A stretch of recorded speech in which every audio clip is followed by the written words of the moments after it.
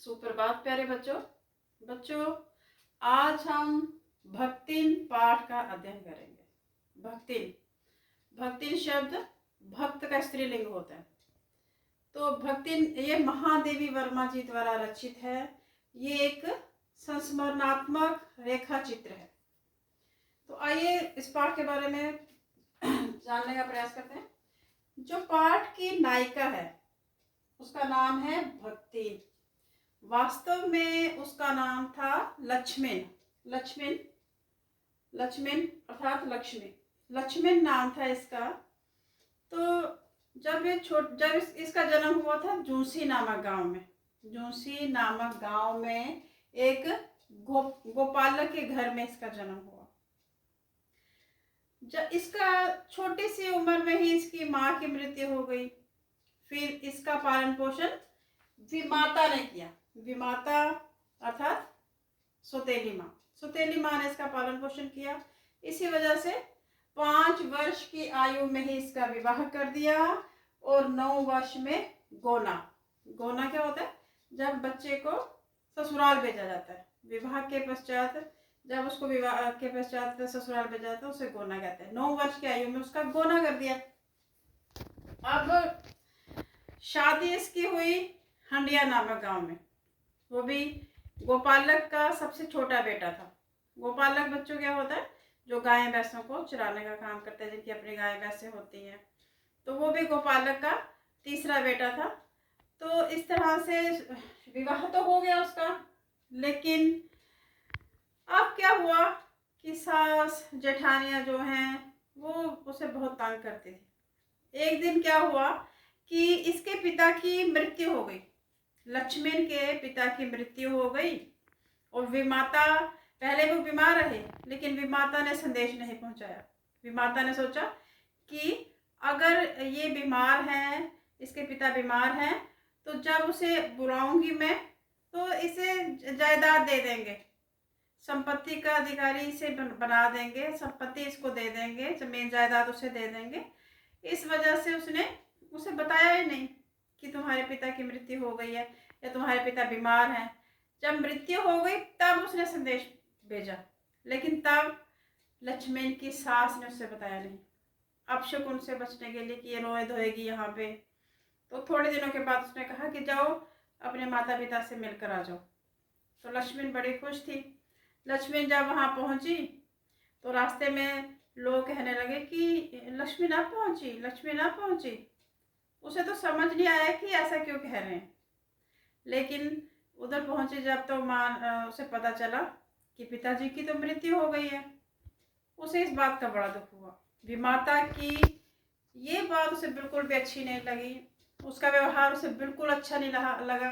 वहां उसने पानी तक ना पिया और लौट आई अपने ससुराल। इधर सास पर भी बहुत गुस्सा था इसे कि सास ने इसे बताया था कि नहीं कि पिता का देहांत हो गया। गुस्सा चढ़ा इसे बहुत। इसने अपने पति पे भी गहने उतार के उस पर फेंकने लगी। ये हालत थी इसकी, बहुत दुखी थी। अब क्या हुआ, भक्तिन की 3 बेटियां थी और जेठानी के घर पे 2 जेठानियां थी। जेठानियों के घर पे भी बेटे थे और सास के भी 3 बेटे थे। तो यही एक लक्ष्मण ही ऐसी थी जिसके घर में बेटियां थी। तो इसके साथ बुरा बर्ताव होने लगा, दुर्व्यवहार करने लगे। इसको खाने के लिए मोटा अनाज देते, छाछ देते और 3 बेटियां जो है इसकी, 3 बेटियों से काम करवाते, लक्ष्मण से काम करवाते। उसके जेठानियों के जो बेटे थे उन्हें खाने के लिए दूध मलाई मिलती और लक्ष्मण के बच्चों को काम करना पड़ता, मोटा अनाज खाने को मिलता। भेदभाव हो रहा था समाज। मतलब इस पाठ से हमें ये भी पता चला कि किस तरह से समाज में कुरीतियां फैली हुई थी, किस तरह से लड़कियों लड़कों में भेदभाव था। फिर क्या होता है कि अभी उसके जो पति थे, लक्ष्मण के पति जो थे, अभी 36 वर्ष के थे तो उनका देहांत हो गया। ये है कि उससे देहांत से पहले ये अलगोजा हो गई थी, मतलब कि उससे अपने परिवार से अलग हो गई थी, इसका अपना खाना पीना अलग कर दिया था, संपत्ति की अधिकारिणी बन गई थी। और 36 वर्ष की आयु में उसका बख्तिन के पति का देहांत हो गया। बख्तिन के जो पति हैं उसने बड़ी बेटी की शादी करवा दी थी, और इसने क्या किया, बाद में दोनों छोटी बेटियों का विवाह भी करवा दिया, और जो बड़ी बेटी थी उसको अपने घर में ले आई। बड़ा जो जमाई था उसे बना लिया घर जमाई। तो इस तरह से, लेकिन जो पहले उसे जेठानियों ने, सास ने बड़ा मजबूर किया कि तुम विवाह कर लो, लेकिन इसने कहा नहीं, मैं विवाह नहीं करूंगी। उसने क्या किया, गुरु मंत्र ले लिया, कान छिदवा लिए, गले में कंठी माला पहन ली, और साथ में सिर मुंडवा लिया, ताकि उसे कोई दोबारा विवाह के लिए ना कहे। उसने विवाह के लिए बिल्कुल भी ना माने। परंतु अब छोटी बेटी, जो सबसे बड़ी बेटी थी, जिसको घर जमाई बना लिया था जिसके पति को, अब दुर्भाग्य ने इसका पीछा ना छोड़ा। बड़ी बेटी का जो पति था उसका भी देहांत हो गया छोटी सी उम्र में। उसका देहांत हो गया तो जेठ और जेठ के जो बेटे हैं उन्होंने बोला कि तुमने तो शादी नहीं की, लेकिन इसकी अपनी बेटी की शादी तो कर दो। वास्तव में वो षड्यंत्र रच रहे थे। वो चाहते थे कि उसकी बेटी शादी कर ले हमारे ही किसी जान पहचान वाले से,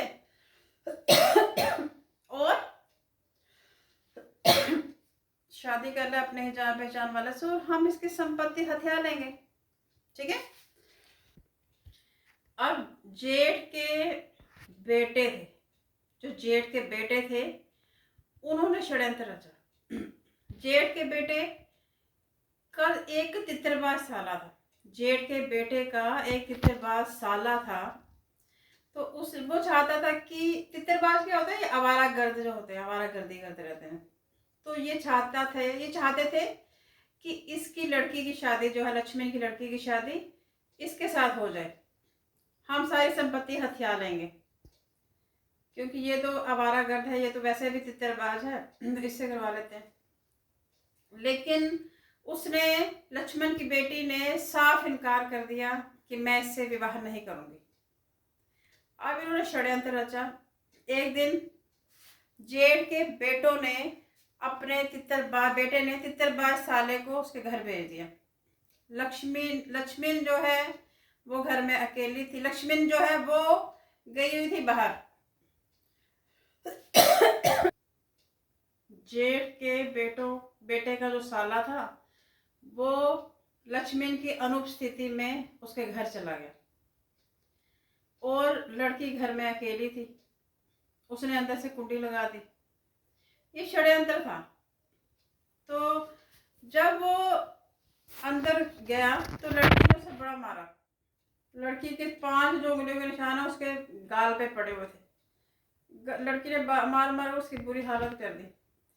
लेकिन ये सारे मिले हुए थे। इन लोगों ने क्या किया, जो लड़के के समर्थक थे, तितरबाज साले के समर्थक थे, जो वो बाहर खड़े थे, और उन्होंने कहा कि इस लड़की को हमने इसके साथ पकड़ा है। तो वो तितरबाज जो साला था जेठ के बेटे का, उसने कहा कि मुझे इसने निमंत्रित किया था, इसी ने मुझे आमंत्रित किया, इसने मुझे अंदर बुलाया है। सरपंच के पास फिर लड़की कहने लगी कि मैंने अगर बुलाया होता तो इसके गाल पे चांटों के निशान क्यों होते, मेरी 5 उंगलियां जो हैं उसके गालों पर उसके निशान हैं, फिर मैं इसको मारती क्यों। लेकिन सरपंच ने फैसला लिया कि भाई वजह जो भी हो, इसने इसकी मर्जी से बुलाया है या वो अपनी मर्जी से गया है, लेकिन इन दोनों को अकेले पकड़ा गया है घर के अंदर, इसलिए इन दोनों का विवाह निश्चित होगा। इन दोनों को जीवन भर इकट्ठे रहना पड़ेगा, विवाह करना ही है।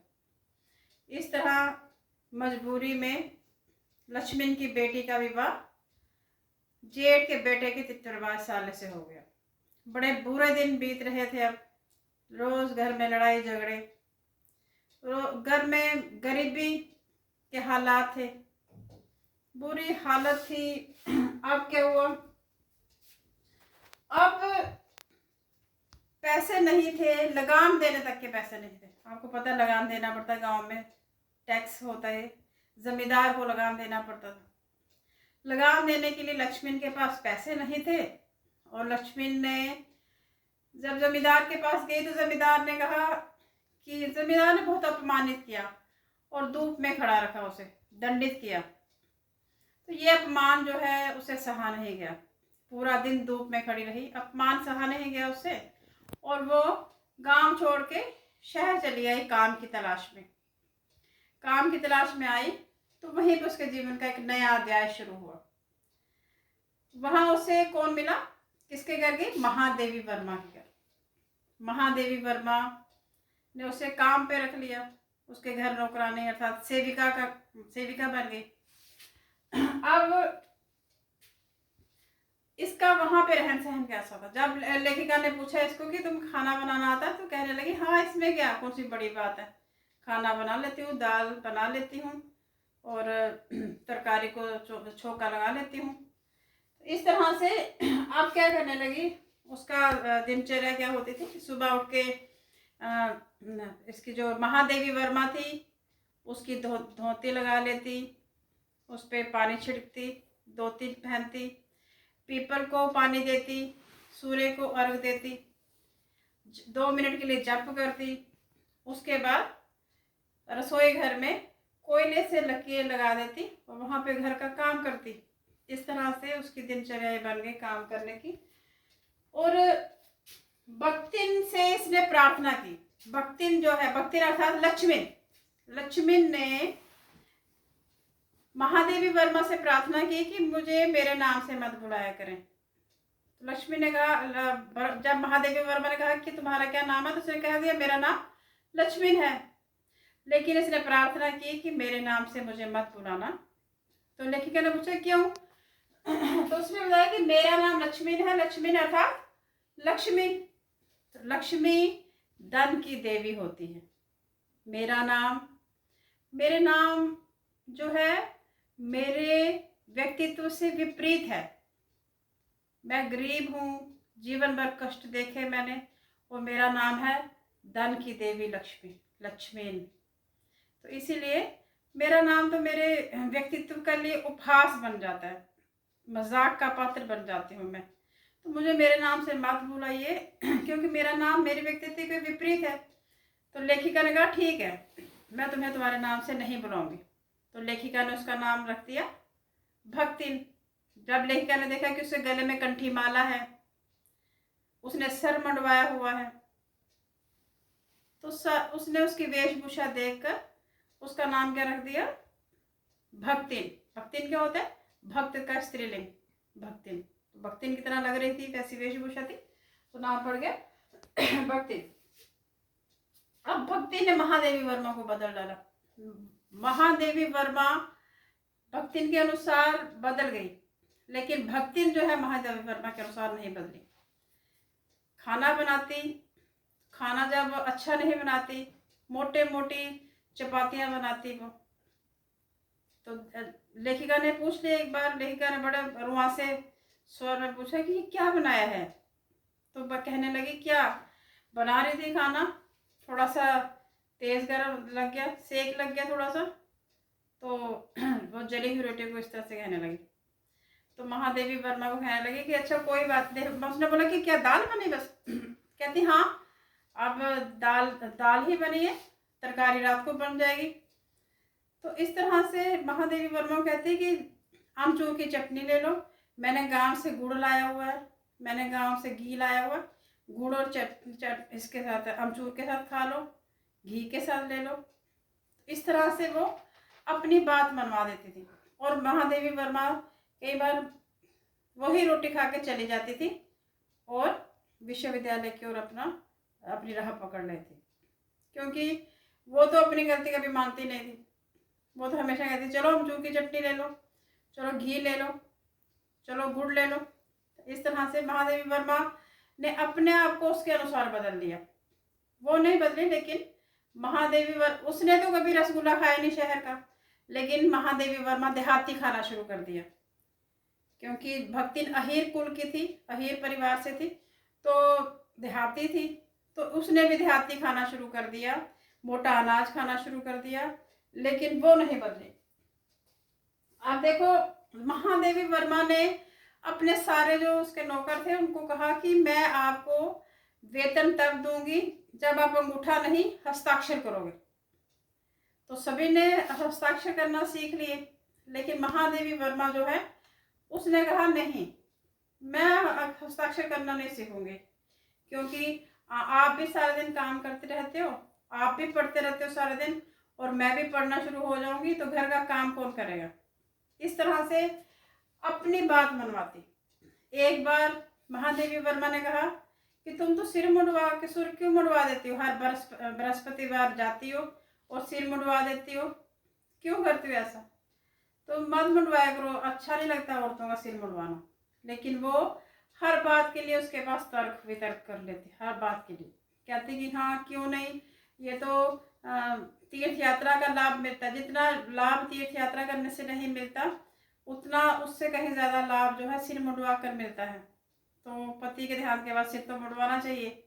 इस तरह से वो कहती शास्त्रों में लिखा हुआ है, हर बात को स्पष्ट करने के लिए कह देती कि शास्त्रों में लिखा हुआ है कि सिर मुंडवाना चाहिए पति की मृत्यु के बाद, हर बात के लिए। इस तरह से तर्क वितर्क करने में वो जो है निपुण थी, और उसने शहरी बातचीत करना बिल्कुल भी ना सीखा। लेखिका को ओए ओए कह के बोलती, हंजी कहना कभी नहीं सीखा, जब वो पूछती बुलाती उसको ओ हो ओए, इस तरह से करके वो बुलाती। तो अब देखिए क्या हुआ, महादेवी वर्मा के घर में जब कभी पैसे यहाँ वहाँ बिखरे पड़ जाते, कभी रह जाते गलती से इधर उधर, तो वो पैसे उठा के जो रसोई घर है वहाँ पे एक मटके में डाल देती। तो महादेवी वर्मा कहती कि हाँ पैसे पड़े थे, तो कहती कि हाँ पैसे पड़े हो तब के वो मैं भी तो इस घर की मैं संभाल के रख दिए मैंने, मतलब कि अपनी गलती वो कभी ना मानती कि पैसे मैंने संभाल के रख दिए हैं। इस तरह से वो पैसों को भी वो आगे पीछे कर देती। तो लेखिका फिर कहती है कि देश के हालात बड़े खराब थे, देश में क्या था कि युद्ध चल रहा था, लोग पलायन कर रहे थे, पलायन क्या होता है, माइग्रेट हो रहे थे एक जगह से दूसरी जगह पे। तो महादेवी वर्मा कहती है कि भक्तिन के भी बेटी और दामाद आए, तो उसे कहने लगे कि चलो गांव चलते हैं, हालात बड़े ख़राब हैं देश के, चलो चलते हैं। तो लेकिन वो कहने लगी कि नहीं मैं नहीं जाऊंगी, क्योंकि मुझे घर जाना, जब जाऊंगी तो मुझे महादेवी वर्मा से अलग रहना पड़ेगा और मैं उससे अलग नहीं रह सकती। तो महादेवी वर्मा कहती है कि वो उसमें सेवा भाव वैसे था जैसे राम और हनुमान का, हनुमान जैसे राम की सेवा भक्त थे, उसी प्रकार ये मेरी भक्ति थी, ये मेरी सेविका, इस तरह से मेरी सेवा करती थी। सारी सारी रात उठकर जब मैं लेखिका जब काम करती, जब लेखिका उत्तर पुस्तिकाएं जांच रही होती, जब चित्रकारी कर रही होती, तो वो सारी रात बैठी रहती, और जब कहीं रंग गिर जाता तो वहाँ साफ कर देती, जब कभी उसे रात को देखती कि वो उस फाइल की ओर देख रहे तो कहती ये फाइल दे दूँ, ये किताब पकड़ा दूँ। इस तरह से सारी रात वो उनके साथ बैठी रहती। लेखिका जब किसी यात्रा पर जाती, कभी बद्रीनाथ, केदारनाथ, तो हमेशा उसके आगे आगे चलती रहती, ताकि जो भी मुसीबत आए पहले मुझ पे आए और बाद पे लेखिका जो है सुरक्षित रहे। इस तरह से बहुत प्यार करती थी। उसे डर लगता था जेल जाने में, क्योंकि उन दिनों में आंदोलन हो रहे थे देश में, और जो लोग आंदोलनों में भाग लेते थे उन्हें जेल हो जाती थी। उस सेविका भक्तिन को जेल जाने से बड़ा डर लगता था कि जेल नहीं जाना। लोग उसे मजाक उड़ाते थे कि तुम्हें जेल जाना पड़ेगा, तो फिर तो कहती थी लेखिका जेल चली जाएगी, तो डरती थी, कहती थी कि लेखिका अगर जेल चली जाएगी तो मैं भी इसके साथ चली जाऊंगी जेल, मैं इधर अकेली नहीं रहूंगी। तो लेखिका कहती थी कि अगर मुझे जेल हुई तो वो तुम्हें थोड़ा ना डालेंगे जेल में, कहती नहीं मैं जबरदस्ती चली जाऊंगी, मैं भी जेल में चली जाऊंगी। तो इस तरह से जब देश पर संकट आया, जब युद्ध की स्थिति थी देश में, तो वो कहने लगी कि लोग पलायन करते, खुद ही कहती है महादेवी वर्मा को तो चलो हमारे गांव में, मैं वहां पे आपकी पुस्तकें रखने की जगह भी बनवा दूंगी, मैं आपके लिए आपके कपड़े रखने की जगह बनवा दूंगी, इस तरह से मैं आपका पूरा प्रबंध कर दूंगी। तो महादेवी वर्मा कहती है कि मैं कैसे जा सकती हूँ, मेरे पास तो इतने पैसे नहीं है, मजाक में कहती है।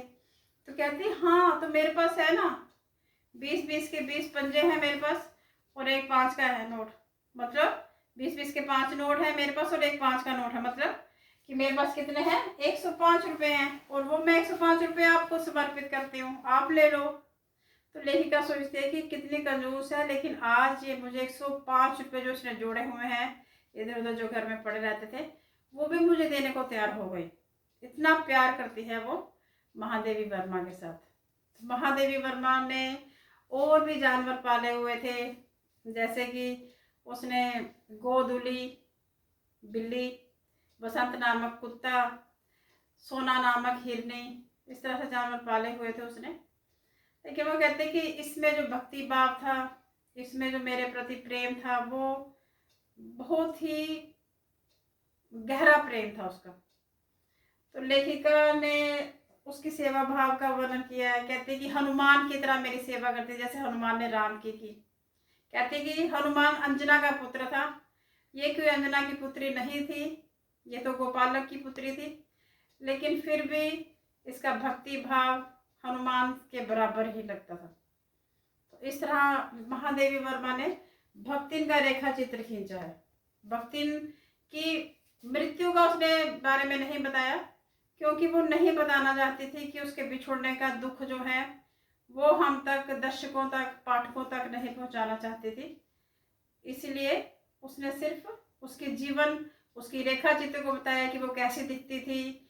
पतले होठ थे उसके, छोटी छोटी आंखें थी, दुबला पतला शरीर था। तो इस तरह से लेखिका भक्तिन दिखती थी। भक्ति का जीवन पर प्रकाश डाला गया है, इसलिए हम इसे संस्मरणात्मक रेखा चित्र कहते हैं। आशा है बच्चों आपको समझ आ गया होगा ये पाठ। धन्यवाद।